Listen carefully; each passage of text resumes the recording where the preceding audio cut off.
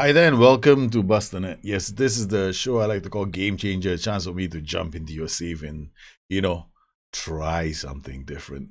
And this time around, I've got this fantastic save. It comes from Timothy Clare Mills. He's an Oldham fan. So he's gone all the way to Greece to pick a side that also plays in blue. So he's picked Irodotus. He's helped them get promoted.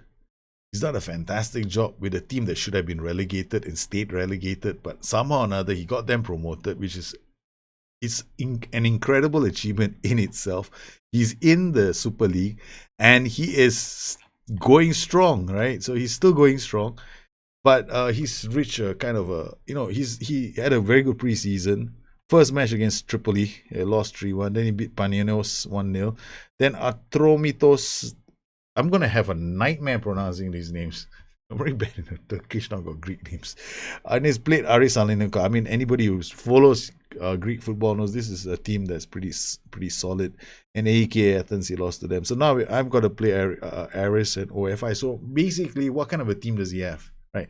What kind of a challenge has he set himself up for? Let's look at his transfers first up. He's done pretty well as a manager. Right? His transfer history, he's gone out there, he's gotten a lot of players on free and loan, and he's brought all these players up. I mean, looking how you set things up, you've done smart things, right? The average attribute number that you have to beat in the league is about 12, right? So you've gone there and you've gotten the players.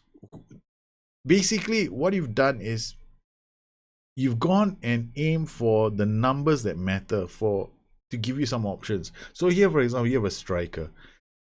It's hard for him to lose the ball on his feet. He may not be fast, but he can certainly keep the ball, right? So Antonios Ranos, finishing composure is not that bad. Off the ball is pretty decent. Work rate is pretty decent. He's an option. Then we've got another player here, Mario Sau, whatever his name is. Okay, he's got agility, balance, positioning. His positioning is not so good, but at least he gets forward. So he's an option for you to move down the flanks. So when I saw this player, I started thinking to myself, you've got options with your tactics now. Because he can be employed as a wingback on overlap. Then you got this guy, this central defender, quasi midfielder, this very versatile player, can play in deep holding position or in central defense. The only thing not going for him is his poor decision making. But if he's just a simple DM, that's fine. Right, DM and support, you want decision making so that he knows when to go up and when to come down. His off the ball isn't fantastic, but his tackling is okay. His positioning is okay. His teamwork is okay. So his jumping reach is 14. So he makes for a decent central defender. Then I was looking through all your players. David Abo, was pretty impressed with this guy. I don't know how you did it, but you managed to sign a 34-year-old Nigerian to play for you in Greece, and he has got acceleration, agility. He can get away and can deliver across. That's all we need from him. And we also have other players like Michalis Bastakos, a striker, fantastic looking target man, and or pressing forward. So I was okay. How do I know he's a decent pressing forward? He's got aggression. He's got the general physical attributes that are important. Okay, he's got passing. He's got teamwork. He's got penalty taking. He's got work rate, decisions, and determination, which are all very, very nice. So looking good, this team. So you've done pretty okay. In terms of the schedule, AEK Athens, Super League 0-2. You lost this game. Now, I'm not going to analyze the games because, frankly speaking, it's easy to look at these games and then get caught and try and find some way to tweak it and whatever. I'm just going to approach it very simply. This is exactly how I played with Staley Bridge, and I'm not saying everybody should follow it, but when you're underdog, 2 striker systems are always better than 1 striker systems. That's my personal take, and that's how I'll play this game if I was in the hot seat, right? So when I looked at their tactics and I went like, okay, fine, these are okay. Why is this a problem? Okay. When you're attacking with 3 players. Your flanks aren't super well protected, right? So you always got to keep these guys in check. He done everything looks correct here. I'm like, okay, yeah, there's nothing wrong with this tactic. This is perfectly okay. Just doesn't have the players to play it. If you're not winning with this and you're not denying teams chances with this tactic, it just means your players are fantastic.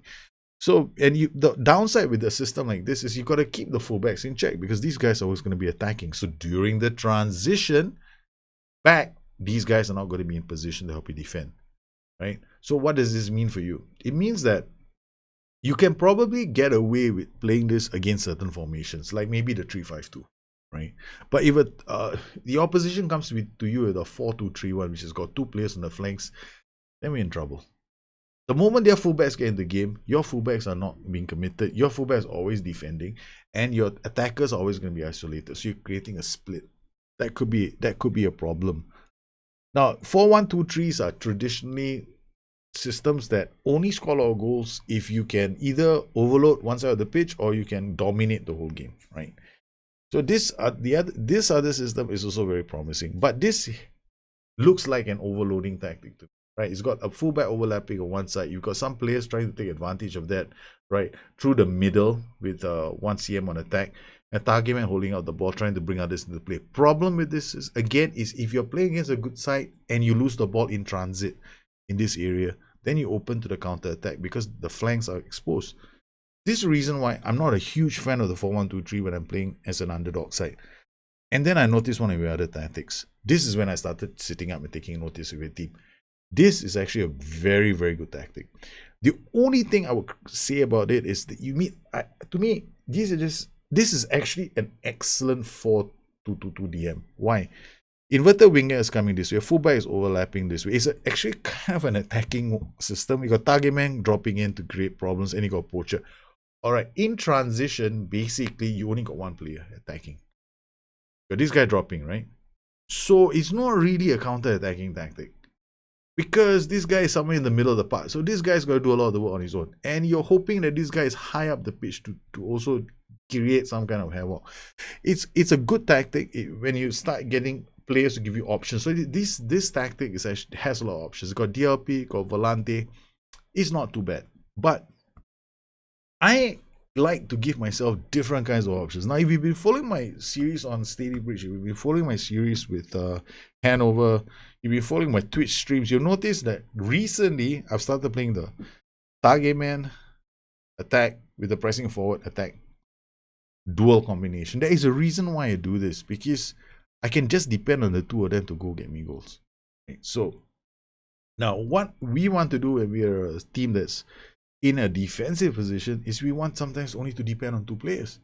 How can we do that? So I took over this save for the match against Aris and OFI. Now, Aris was going to be a huge mountain to climb, right?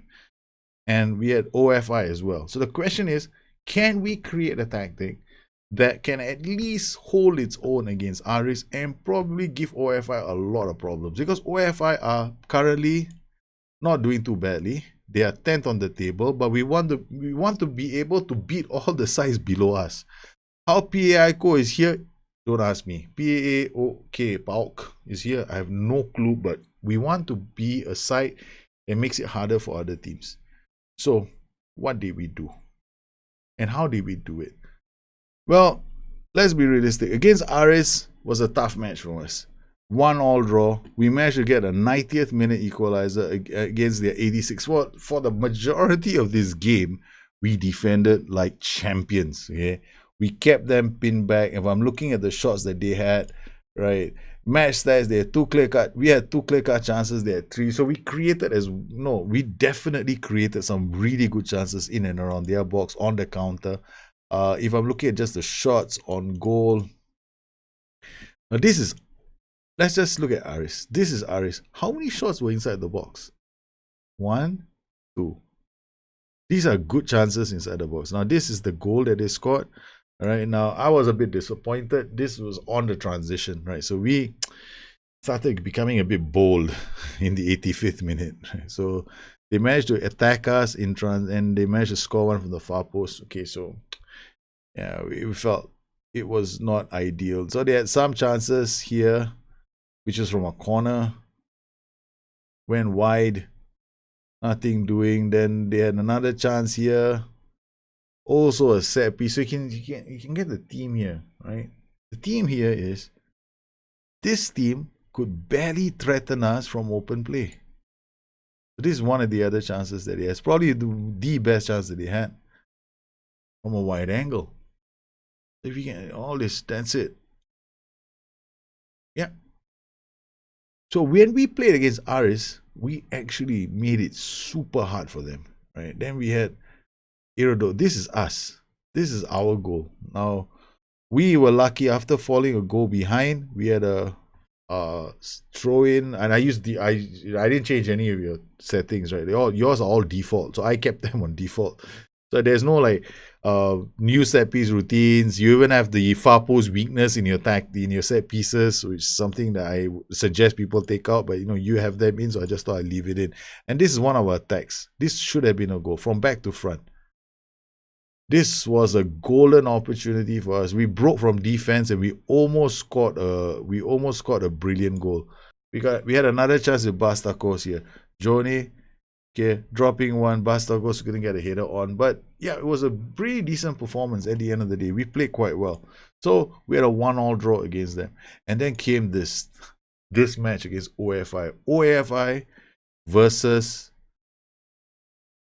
Irodotus. This is OFI's story. They managed to score 1 goal against us, and it was it's a defensive error in transition. We were attacking them, and they scored against the run of play. Right, so gamble. We took a gamble in this game, but this is how we were pinging their goal with lots of chances. Right, so we got 1 throw in again. Marinos, Bustthenet goes rising, scoring from there. And then we had another goal from here. You had a few stories in this match. Then we had a free kick, set piece routine, and they couldn't defend that. We created a lot of chances in and around the box. You can see a lot of the chances falling to your strikers. All these are all your strikers. 9 is your strikers. So fantastic opportunities in and around the box. But what was amazing was the number of red cards in this game. There were 2 red cards back to back.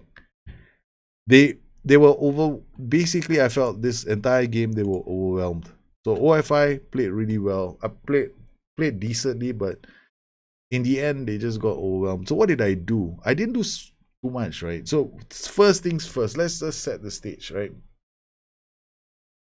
There are going to be systems, and I like what you're doing. You've been playing with a lower line of engagement, with a standard defensive. Now, when you play a standard defensive, you're kind of letting sides take long shots at you.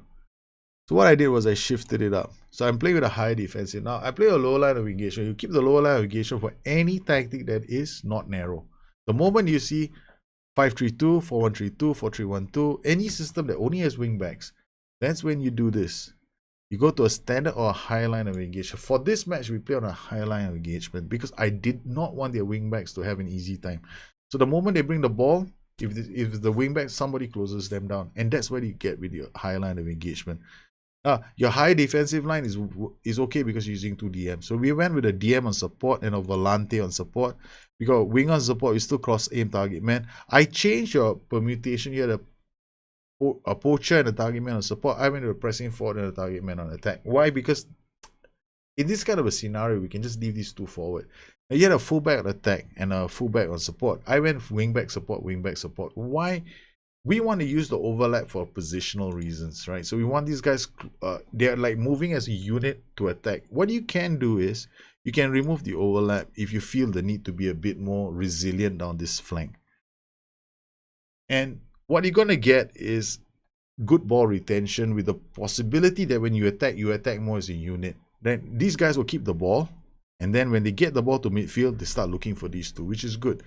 Now, counter, you had this unchecked. What I recommend is to have regroup on, right? So you use regroup as a strategy, because if you go counter press or regroup and you leave, like, you don't check these, you leave them unchecked, the game is going to decide for you whether it's a counter press or a regroup. So go regroup, make a decision. You're defensive, don't counter press.